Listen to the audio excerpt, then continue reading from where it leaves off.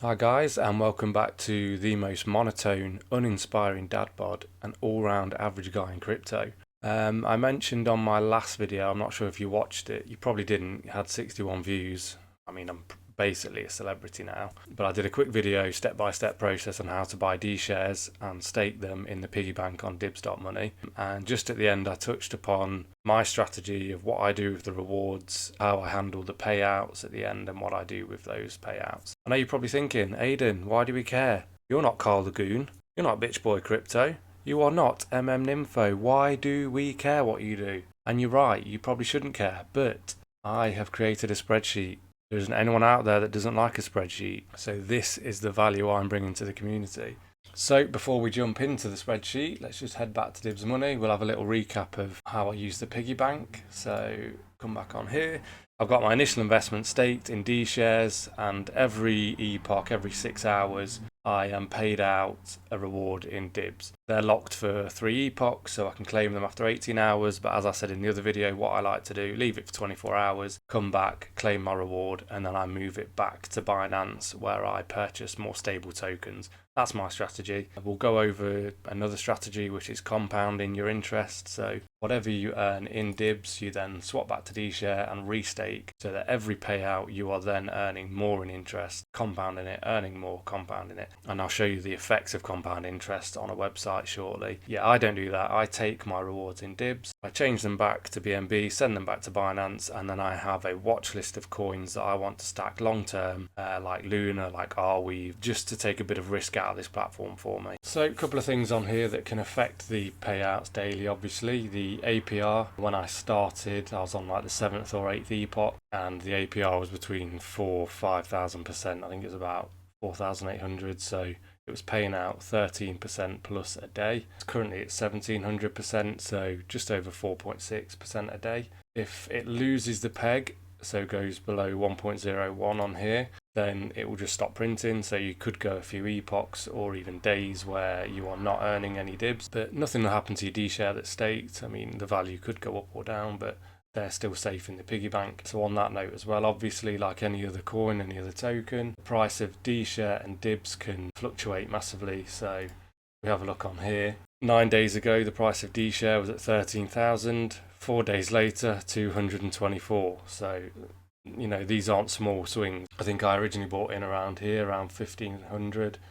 I then re-added a bit more, around 400-500, and we're since back up to 900. Same with Dibs, that can fluctuate a lot. 9 days ago it was at $86, 5 days later $8.68. We're currently back up to 30. So these are all just things that are going to affect your payout each day and just worth bearing in mind. So as I said, for my strategy, I'll come here every day roughly the same time, claim my Dibs rewards, sell them back to BNB, and then transfer to Binance or to another exchange. Come over to my watch list. So these are a list of tokens that I want to hold long term. I'm not looking to trade in and out of them for profits, you know, on the daily. These are going to be stacked for a number of years, and I'll add to this watch list and, you know, remove some here and there. But I'll come in, I will have a quick glance. I'm not interested really in the price. I'm trying to be as robotic as possible, take all the emotion out of it and just dollar cost average in. These are tokens, like I said, that I want to hold long term. So I may come and look like down here and just check which of the tokens in my watch list have maybe more room for recovery against some of the others, and I will purchase them with 100% of my payout from that day. As I said, not looking to trade in and out. I'm not looking for a perfect entry on these. These are just tokens that I want to be stacking consistently. And if you can add these daily to your portfolio, you are only going to benefit. So what have the first 7 days with Dibs.Money look like for me? Let's head over to that fantastic spreadsheet we touched on earlier. So I've made a list here of daily, the amount I've been paid out. You will get to see this. You don't have to try and decipher these black boxes. So day one, first 24 hours. So I received $110 worth of Dibs, which I then sent back to Binance, as I've mentioned, and I purchased Luna at a price of $75, which has currently gone up. These live prices pull directly from CoinGecko, so they can lag a bit. My $110 is now currently worth $114 because the price of Luna has gone up. This can come down later, as you can see. Again, $110 for 1 day's payout, not too bad. Day 2, $83. I purchased Arweave, and that hasn't quite come back to the price I bought it at, but again, we're dollar cost averaging in the long term, in 4 to 8 years, you would hope Arweave is going to be a lot higher than this. Day 3, I received 46. This is because the APR's come down. Again, like you saw in the charts with D-Share and Dibs, the price did come down, so we're going to be getting less tokens for our money. And I again purchased Luna as the price had dropped from 75, which I bought on the 6th, down to $70. Again, it's come back up. I'm 11% up on that purchase. 4th day, I think it started coming down again. So yeah, we came down to $33. This is just due to the APR coming down, due to the price of Dibs and D-Share coming down. So we got a $33, still not bad for a day, which I purchased Moon River with. Day 5, $40 payout, so the price is coming back up. I bought Render token. That still hasn't come back to where I bought it. But again, we're not too interested in that because we are dollar cost averaging in. Day 6, $108. The Dibs price was shooting back up, I think yesterday or the day before, whenever it was. Dibs came, right back up to around $35. I bought Phantom, which, as you can see, after I bought Phantom, had a great day, 22% up. Today, I got $88 worth and bought some Rune. Overall, as you can see, my payouts from, let's just go and have a look. Oh, I've messed that up. That looks awful. I have $1,600 staked, and so far in 7 days, I've had a payout of $510. Tokens that I bought have bumped that up to 549, and hopefully, like I say, if I keep stacking those day after day, Bitcoin sorts itself out, these tokens will start moving again. That's all I'm going to do really, is just look at every single day dollar cost average into a set of tokens that I've got on my watch list, and then I just like to keep track of it here in a spreadsheet just so I can give myself some confidence that what I'm doing is paying off and it is working. You can also do this. I've created a portfolio in CoinGecko, and every morning that I buy the tokens with my payout, I just add the transaction here, and it gives me a brief overview of how all those tokens are doing and what my profit and loss is on that portfolio, just using my payouts. So another really popular option on here and on these platforms is to compound your interest. Take your dibs that you earn every day and change them back to D-Share and restake them. This means your D-Share balance will go up and the amount of dibs that you earn per day will gradually increase. I mean, obviously you can take them out after 18 hours, but let's just say for this example that it is every 24 hours like I do with my payouts. So I'll take you over to the compound interest calculator just to show you the power of this.